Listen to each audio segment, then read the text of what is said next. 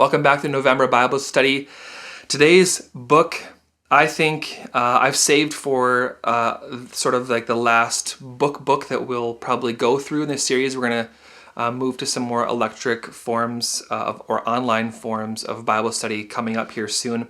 But this book is sort of the book to look at when it comes to the inductive Bible study method. Like this is the centerpiece of it all. It's the most comprehensive work on the subject of inductive Bible study, and it's just called Inductive Bible Study. These two, David R. Bauer and Robert Trayman, like they just do an amazing job laying out all of the different components that go into Bible study. And what's great about this book is it's both helpful, like in terms of how to do it, but it also gives you the why behind those things are important. So why is it important to observe? What are we looking for? What are observations?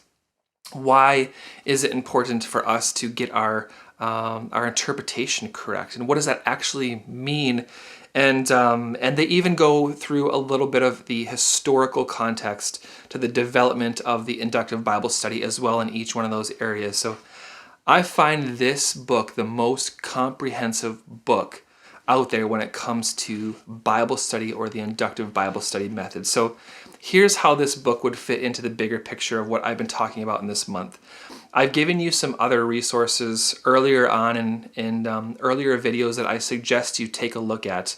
And some of those books are more, I would say, introductory. They'll get you into a very introductory understanding of the inductive method or just Bible study. And I would recommend those books if you've never studied the Bible before or you're just completely new to the Bible. I'd recommend you going through those kinds of books first. But I also know that there's some of you who have been studying the Bible for a long time, and these mechanical, the inductive method, these kinds of mechanical things aren't necessarily new to you.